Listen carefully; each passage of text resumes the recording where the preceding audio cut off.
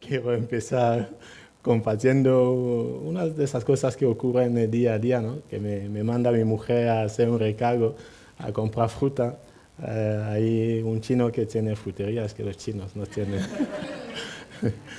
Y pues voy, en la lista tenía que comprar también el jengibre, que a mí no me sale nada.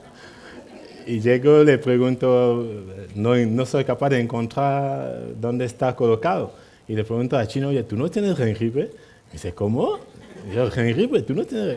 Pero, amigo, ¿qué es lo que quiere? Que no te entiendo. Que yo quiero jengibre. Y me dice, mira, busca tú que no sé qué es lo que me estás diciendo. Y voy, busco y al final encuentro. Y eso es lo que quería. Ah, jengibre, pero tú tienes que hablar. Tú tienes que pronunciar bien. Anda que tú y yo estamos para aquí discutir. Discutir. Hablar. Pero, total que ya nos hicimos amigos y vuelvo otra vez con mi hija Elena, que en casa no me deja pasar ni una, tanto que estoy muy atento a lo que hablo cuando hablo con mi niña. Estoy evitando, buscando cada vez un sinónimo para no pronunciar palabras que llevan R y J, porque mi hija no me deja avanzar si no la pronuncio bien. Entonces, bueno, voy con ella a comprar la fruta y claro, llego el chino que ya somos amigos y hablamos y cuando termino él me pone una bolsita de picos y yo no he pedido, y no, legal. Y me dice mi hija, no se dice legal, se dice regalo. Y me dice, Elena tira para adelante que el asunto no es tan sencillo como... Vámonos que aquí las cosas... no son como lo ves, ¿no? Pues, para que veáis lo mucho que tenemos en común, ¿no? A pesar de lo distinto, lo diferente que parecemos, ¿no? Y bueno, ahora para aterrizar un poquito en la experiencia no sé, mi historia y la experiencia de mi camino, ¿no? Yo diría que es una experiencia, no sé, igual que la vuestra, ¿no? Igual que la de vuestros hijos, de vuestro hermano, de vuestro padre, de vuestro abuelo, igual que simplemente la historia del hombre, ¿no? Este ser que desde su aparición en esta tierra ha ido paseando por la superficie de este globo, que a pesar de que muchos le quieren sacar esquina, es redondo, ¿sabes? Pues siempre está dedicado a buscar, no sé, a caminar hacia un espacio donde encuentra recursos para su mayor felicidad. Es decir, no es una historia aislada, es una historia, y yo siempre digo que si hay una tierra donde se debería de entender y comprender mejor la inmigración, es aquí. Porque no hay pueblo que haya migrado tanto como los europeos. Y por eso es de extrañar, ¿no? Que precisamente sea en Europa donde los inmigrantes tienen mayor problema, donde encuentran mayor rechazo, donde encuentran las puertas cerradas, donde les miran como, no sé, como si no contaran, ¿no? Cuando al contrario, Pachi nos decía aquí ahora la importancia de devolver lo que uno ha recibido, ¿no? Y cuando uno recibe y no es capaz de devolver, pues ¿de qué dignidad puede hablar este, no? ¿De qué dignidad puede hablar este? Y es algo que extraña muchísimo, ¿no? Y yo todavía no consigo entenderlo. Probablemente terminaré entendiendo, pero de momento me cuesta, ¿no? Me cuesta que una tierra que siempre se ha movido, donde siempre han ido afuera, okay, hasta ahora, ¿no? ¿Quién me va a hablar de lo que ha pasado después de la crisis de 2008 y todo eso? ¿Cuántos niños españoles hay fuera o europeos hay fuera? ¿Cuántos? Y sin embargo, en casa no terminan de entender la inmigración, no terminan de abrirse, ¿no? a la inmigración. Y para volver un poquito a la mía, lo que puedo decir es que lo que motiva, ¿no? Lo que me impulsa fuera de mi tierra es la impotencia, ¿no? La impotencia ante la muerte de la gente que tanto amo, la gente que tanto quiero, ¿no? Y sobre todo muerte que tú ves que si hubieses tenido ciertos recursos, podría no impedir, porque todos estamos de paseo en esta tierra, volveremos algún día, pero por lo menos pudiera, no sé, evitar que no fuera por este motivo, ¿no? Y cuando tú ves a la gente que tú quieres despedirse de ti pronto, pues te duele. Y entonces te sientes impotente porque te gustaría hacer algo y no tienes fuerza, no tienes nada para hacerlo, ¿no? Ahí hay esa impotencia frente a esta realidad, ¿no? Después, el segundo motivo que me impulsa, yo diría por impotencia y amor, ¿no? Amor a los míos. El segundo motivo es el odio, ¿no? El odio hacia un sistema que parece haber, no sé, creado una línea entre unos pocos y unos mucho pocos, ¿no? Una mayoría que parece estar condenado a vivir siempre en la miseria, una miseria cada vez más profunda, una pobreza cada vez más grande, mientras que otros, es decir, un odio, una rebelión, ¿no? Ante este sistema y sus gobernantes, ¿no? Que parecen no ver ni tener en cuenta esta otra parte del pueblo que solo aspira, como ellos y como cualquier otro ser humano, a vivir feliz. Nos lo decía Pachi, ¿no? Todos aspiramos a la felicidad plena, ¿no?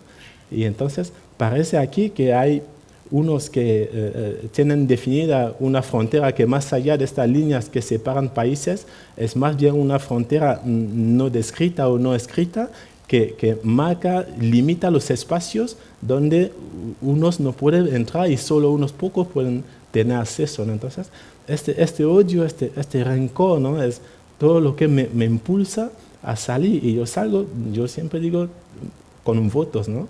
Y el voto lo hace en el cadáver de mi tío, el hermano pequeño de mi padre, que cuando falleció, ese primer cuerpo que toco, que lavo, que visto, que pongo en el ataúd y que llevo en el entierro, ¿no? Que llevo a su última lugar de descanso, ¿no?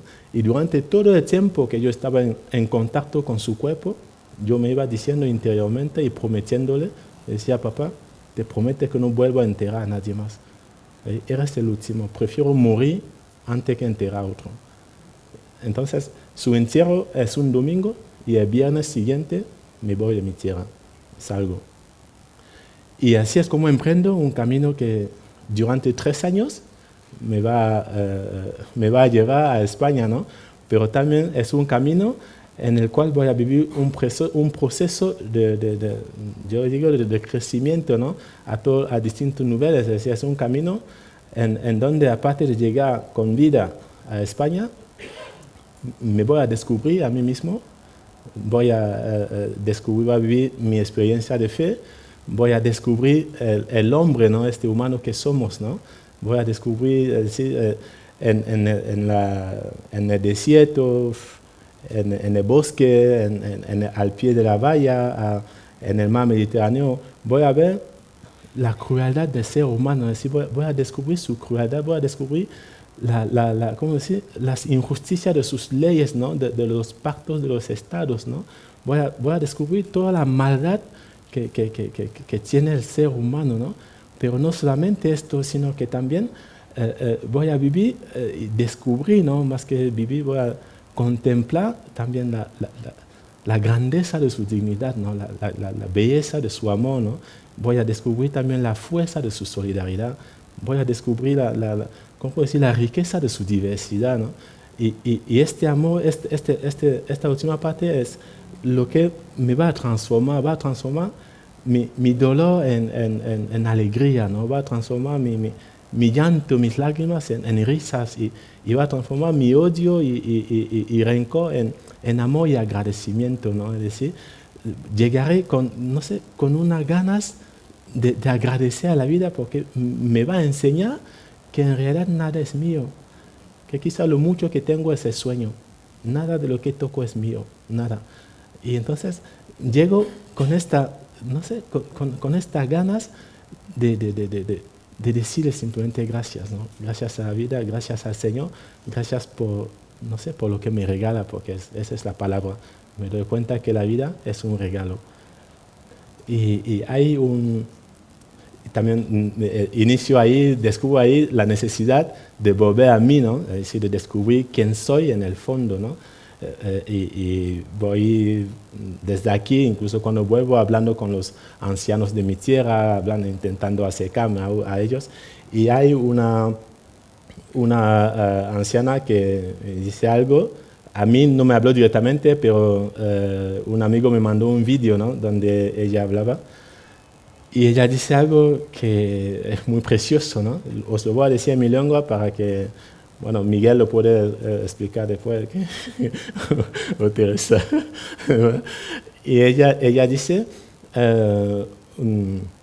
menyontu gumengri cha bengengri e cha gumbetambe bu tumdi bu fai amu kimi nkimba babunta nembe namje amu bens inteli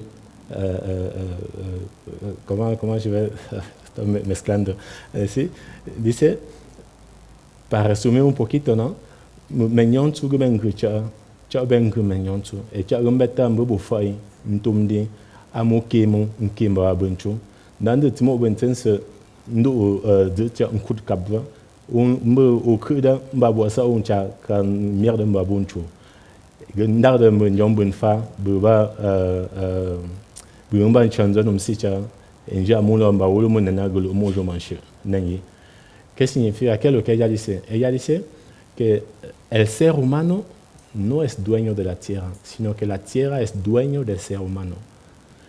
Y que lo que pide la tierra es que la cuidemos, que la amemos, que la protejamos, que la trabajemos, para que ella nos da sustento para vivir a la espera del día que volveremos a reunirnos con ella, es decir, el día que moriremos, que volveremos a reunirnos con ella. Y dice, sin embargo, hay unos pocos que han elegido parte de la tierra, es decir, han elegido parte de la tierra y han elevado barreras. Y lo defiende hasta con armas, diciendo que es suyo, que los pertenece, que es su propiedad, olvidando que todos estamos de paseo, somos forasteros en esta tierra, y que mañana cuando llega la hora de irnos, nadie llevará nada, nos iremos todos las manos vacías. Y es una frase para mí que no hay que ni quitar una coma ni añadir nada, y es tan verdad como lo que estamos viviendo, ¿no? Aunque lo que ella hablaba se refería a la realidad del pueblo, es decir, a los ricos del pueblo, esta gente que construye mansiones con barreras reforzadas y todo eso, pero también se puede agrandar el mundo, ¿no? Que vemos cada vez fronteras más militarizadas, vemos cada vez discursos más, no sé cómo puedo decirlo, que genera un incendio, voy a decir, ¿no? Porque yo siempre creo que las barreras, las peores fronteras son las del corazón, ¿no? Son las que más daño causa, y simplemente hay que mirar un poquito atrás en el pasado, las guerras que han causado, ¿no? Estoy ahora en casa enganchado con la serie Isabel, ¿no? Ver cómo, es decir, de algunas teorías inventadas, montadas, se consigue llegar a genocidio, ¿no? ¿Por qué? No, es decir, porque los buenos no hacen nada, callan, no hacen nada.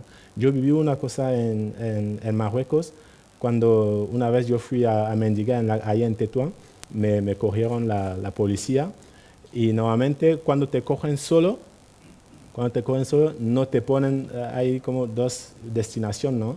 Si cogen un grupo, os llevan en lo que llamamos la célula de deportación, que donde estáis 2 o 3 días y os llevan, ¿no? Pero cuando te cogen solo 2 o 3, pues no os llevan en la célula, sino que os llevan en la cárcel, ¿no? Os llevan en la cárcel. Y entonces, y estás en la cárcel hasta que se pueda reunir un número suficiente para llenar un autobús y deportaros ahí en la frontera entre Argelia, que hay una tierra de nadie ahí, donde nos deportan. Entonces me cogieron a mí, y después cuando llegué a la comisaría encontré a un ganés y un nigeriano que le habían cogido también. Nos llevaron en la cárcel. Pasamos delante de un fiscal que te habla todo en árabe y después te pide que firme, porque claro, nosotros damos los nombres como quieras, ¿no? Es decir, hoy soy Mohamed, mañana soy Musa, pasado mañana soy Ibrahim, y bueno, ahí vamos cambiando nombre, ¿no? Y entonces después te llevan a la cárcel.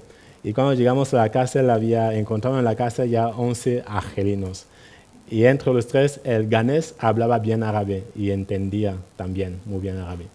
Cuando entramos, los argelinos empezaron como a mal hablar de nosotros, ¿no? Estos negros, así, como nos llaman en árabe, ¿no? Y el ganés que se entera, a los dos nos dice, estos se están metiendo con nosotros, pero vamos, como intentan aquí, vamos, que mato con diente, ¿no? Que estaba ahí dispuesto a defender nuestra vida con lo que fuera, ¿no? Y ahí en esta tensión. Y por la tarde, así, porque nos llevaban ahí como a las 11, por la tarde, sobre, no sé, a las 5, 6, 7 por ahí, llegaba un grupo de indios de Kashmir. Llegaron, creo que eran como 16 o 17, que se unieron a nosotros ahí. Y claro, habían los argelinos por un lado, los indios de otro y los tres morenitos en otra esquina, ¿no?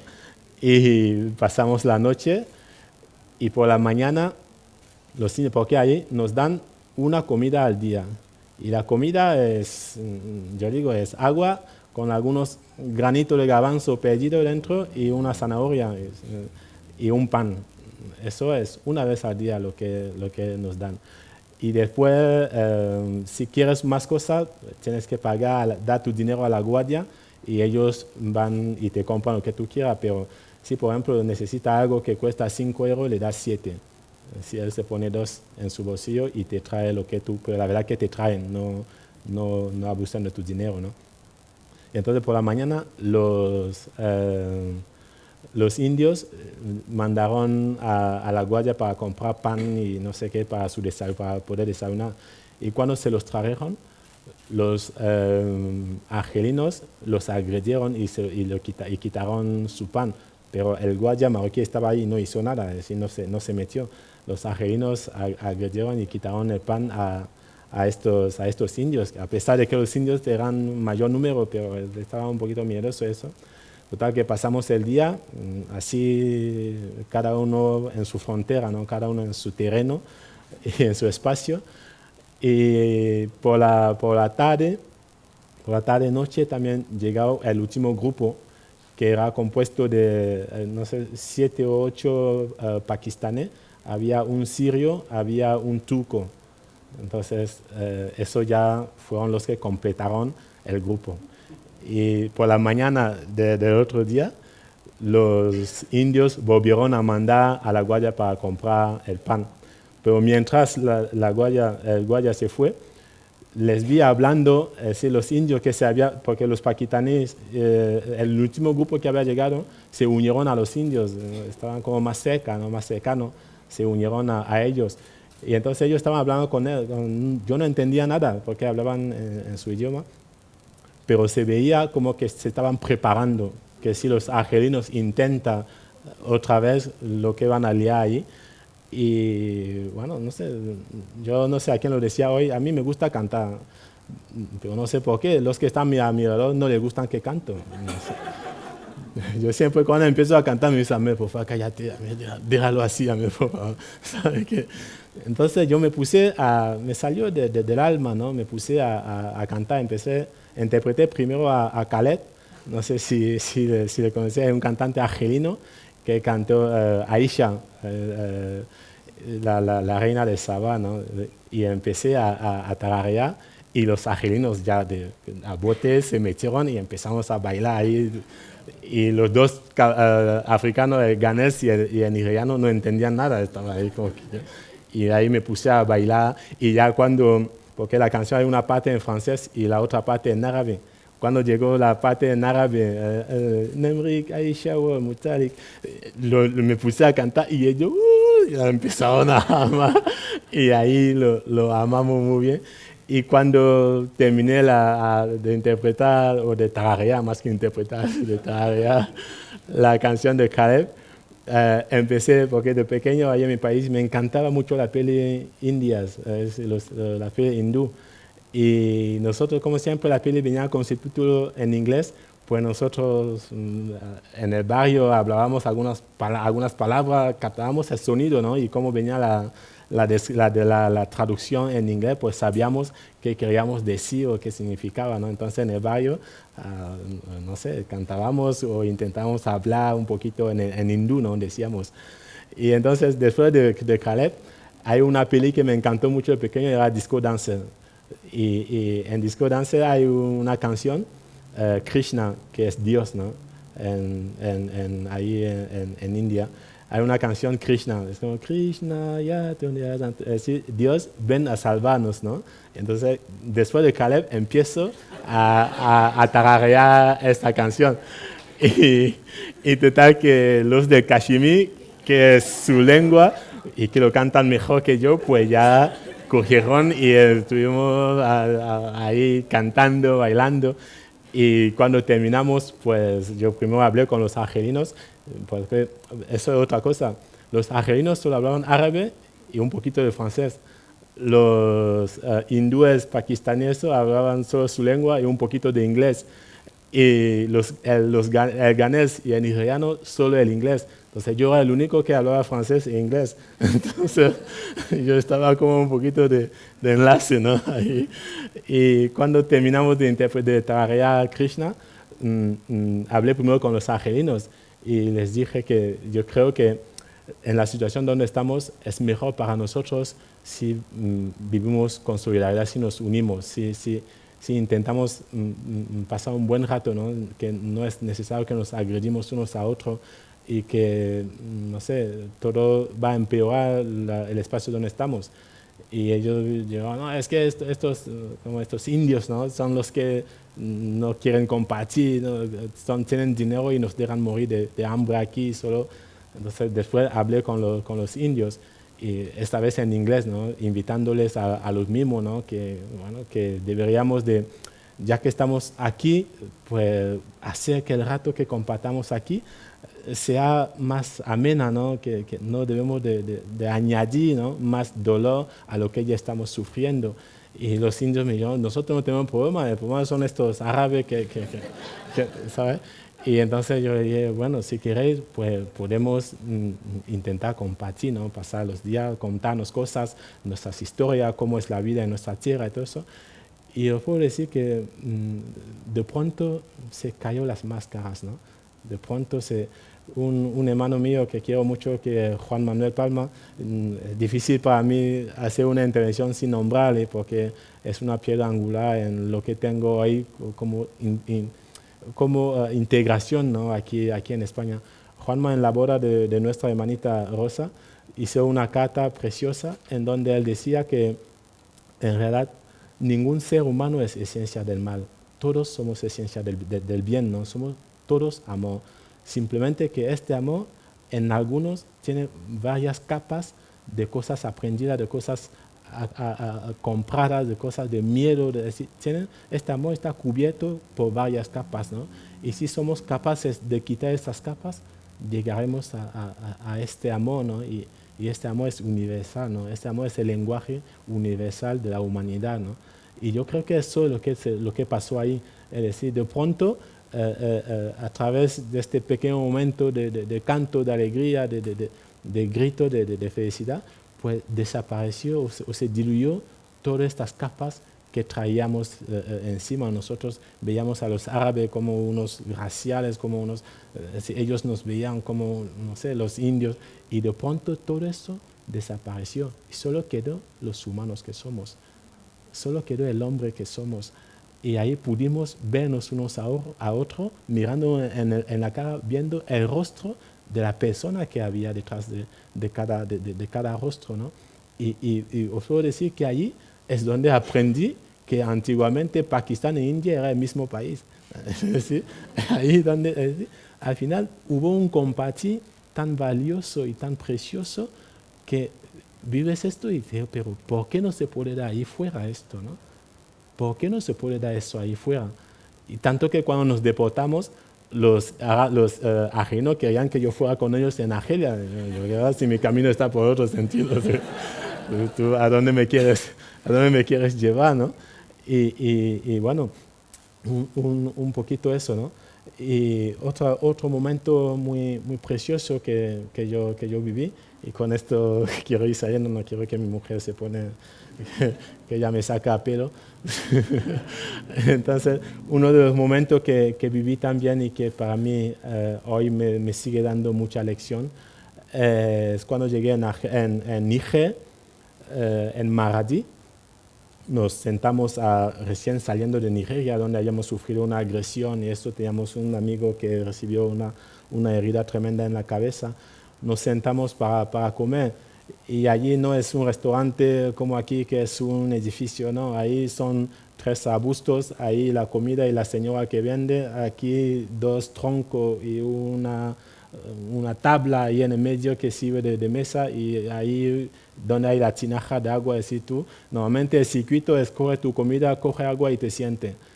Y no sé qué me pasó, que yo cogí mi comida, lo dejé en la mesa y fui a buscar agua. Y cuando volví, mi comida, mi plato había desaparecido, ¿sabes? Pero no porque por encanto se desapareció, sino porque había unos niños que se lo habían tragado, pero a una velocidad, y eran niños como nunca había visto, es decir, niños que se podía contar los huesos del cuerpo, y eso hasta entonces lo había visto solo en la televisión. Es decir, era la primera vez que yo veía a un niño es decir, de esta delgadez, ¿no? Y de hecho nos impactó muchísimo, ¿no? Muchísimo. Y después nos enteramos, y yo siempre digo, no los regalé por el egoísmo del hombre, ¿no? Es decir, tú no sabes lo que te espera, entonces te cuesta sacar lo poco que tienes para darle a otro, ¿no? Entonces, pero la verdad que fue muy impactante. Y después nos enteramos que estos niños están ahí para fregar los platos y recolectando las sobras que hay, y muchas veces esto es el plato que se va a comer en su casa. Es decir, son niños que pasan hambre, pero a pesar de ello van a buscar comida para su familia.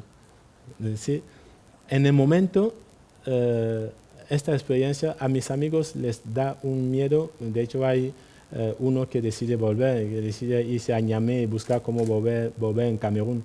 Pero a mí esta experiencia me hizo tomar conciencia. Si yo había salido de mi país movido por lo que os he dicho, por el sueño, las ganas de ayudar a mi familia, la rebelión, el odio y todo eso, en este momento todos estos sentimientos los sigo teniendo, pero sigo el camino con conciencia. Es decir, consciente de que mi sacrificio es para esto. Es decir, más abierto, más, ¿cómo puedo decir? Dispuesto a entregarme, a vivir lo que fuera, de manera, decir, una toma de conciencia del camino que iba a seguir, ¿no? Y hoy, cuando miro a estos niños, ya no me generan piedad como en este momento, ¿no? Ahora me generan admiración. Yo les admiro, ¿no? Porque muchas veces me pregunto, pues ojalá fuera yo capaz, como estos niños, que teniendo todo para quejarse, teniendo todo para llorar, es decir, ¿quién no entendería a este niño si se sintiera en una esquina para llorar? ¿Quién no les entendería? Pero a pesar de ellos, no lloran, sino que dan lo mejor de sí para buscar una solución a lo que están viviendo, ¿no? No solamente para ellos, es decir, por encima de su necesidad, piensan, son capaces de querer resolver también la necesidad de sus familiares, ¿no? Y para mí son niños que me dan, hasta hoy, me dan muchísima lección, ¿no? Me dan muchísima que aprender, ¿no? Y yo voy a concluir compartiendo varias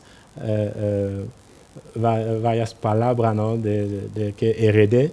Uno es de mi padre, que es mi maestro y mi modelo, mi ejemplo. Mi padre era mucho más que un padre. Y el otro es de mi abuelo. Mi padre, en una primera discusión que tuve con él, y probablemente por mí la mayor clase de dignidad que recibí, mi padre vino en el pueblo donde yo vivía, y yo había puesto nosotros tenía para entonces 13 o 14 años. Nosotros era muy común a esa edad que tu habitación lo viste con papel, ¿cómo se llama este papel? Un papel caqui. Si viste la pared, y encima apuntas, no sé, todas las frases, las citaciones, los proverbios, los refranes, es decir, frases así que llevan a reflexionar, ¿no? Lo vas apuntando, si conoces el autor, pues, si no conoces al autor, pues no pasa nada. Y entonces mi padre, cuando entró en mi habitación, vio todo lo que había. Había una citación de André Malraux, que es un escritor francés, que decía, un cobarde vivo vale más que 2 héroes muertos. Y mi padre lo vio, y claro, cuando salimos, él se iba, íbamos a acompañarle, y en el camino me dice, Amel, he visto que has decorado bien tu habitación, qué bien, me encanta esto, está muy bien. Y sobre todo he visto las palabras, las frases que hay allí, muy interesantes. Pero hay una que ha llamado mi atención, me gustaría saber qué opinas tú, ¿no? Es tal frase, ¿qué opinas tú de esto? Y claro, estoy delante de mi modelo, estoy delante de mi ejemplo, no le quiero decepcionar, ¿no? Intento adivinar por dónde él quiere que yo vaya, ¿no? Es como ¿cuál respuesta le está diciendo? No busco responder a su pregunta, lo que quiero es complacer y que mi padre esté orgulloso de mí, que por una vez que Entonces le digo, papá, yo creo que tiene razón, de todas maneras, si está muerto, que vale, no vale nada si está muerto. Y me dice, pues yo pienso el contrario. Y yo, vaya. No he dado con la diana. y bueno, y él me dice, ¿para ti qué es un cobarde? Y le digo, pues papá, un cobarde, una persona que no tiene valor ninguna, una persona, y me dice, muy bien, un cobarde es una persona que ha perdido su dignidad. Os voy a ahorrar todos los procesos, ¿no? Sino que voy a ir al resumen, ¿no? Me dice, un cobarde es una persona que ha perdido su dignidad. Y la dignidad es la única grandeza que tiene el ser humano. Y eso hay que defenderlo incluso con tu vida. Pero quien pierde la dignidad no es simplemente aquel que deja que se pisotee su dignidad, sino quien pisotea la dignidad de otro. Y también quien, pudiendo defender la dignidad de otro, no lo hace. Todo esto son cobardes. Y cuando un hombre pierde su dignidad, vale muchísimo menos que un animal, porque hasta el animal tiene su dignidad. Esa es la conclusión que me dio mi padre sobre la dignidad. Y claro, tuvo una consecuencia después que él mismo lo lamentó, porque desató el búfalo que tenía dentro, ¿no? Entonces, él mismo era como, pero este niño se me está yendo de la mano, ¿no? Y después, la otra que quiero compartir es de mi abuelo, ¿no? Sí, la última, no te lo prometo. Es de mi abuelo, que en una conversación con mi abuelo me hablaba de la felicidad de la familia. Y él me dijo, mira, mira tu dedo, mira tu mano. Mira, ningún dedo es parecido a otro. Y me dice, el Señor no se ha equivocado creando la mano distinto uno de otro. Sin embargo, todos son útiles, todos son importantes. Y la felicidad, la mano está en salud, está bien si todos los dedos están bien en su sitio. Es decir, para que la familia esté bien, no es necesario que estemos todos iguales. No es necesario que estemos todos, simplemente que cada uno en su sitio pueda acceder a su felicidad. Que cada uno en su sitio puede desarrollarse, que cada uno pueda aspirar, soñar, pueda desarrollarse, desenvolverse todo lo mejor que pueda. Eso es lo único que necesitamos para que la mano, para que la familia, para que el mundo, para que la humanidad esté bien, para que podamos alcanzar esta felicidad que todos aspiramos y a la cual todos tenemos derechos, ¿no? A la cual hemos sido hechos y llamados, ¿no? Todos somos seres felices. Y entonces, y ya para concluir, ya la conclusión de la conclusión, yo suelo decir que intento cada día, es mi sueño, ¿no? Un sueño que intento ser esta realidad cada día en el pequeño espacio donde estoy, ¿no? Intento cada día, como estos niños que conocí en Níger, dar lo mejor de mí, a pesar de mi necesidad, a pesar de mis limitaciones, intento siempre dar lo mejor de mí en cada momento, en cada instante, con cada palabra, con cada suspiro, ¿no? Simplemente esto, para de esta manera empezar yo a hacer esta realidad de este mundo nuevo, inclusivo ¿cómo puedo decir? Integrador, ¿no? Que todos soñamos y aspiramos.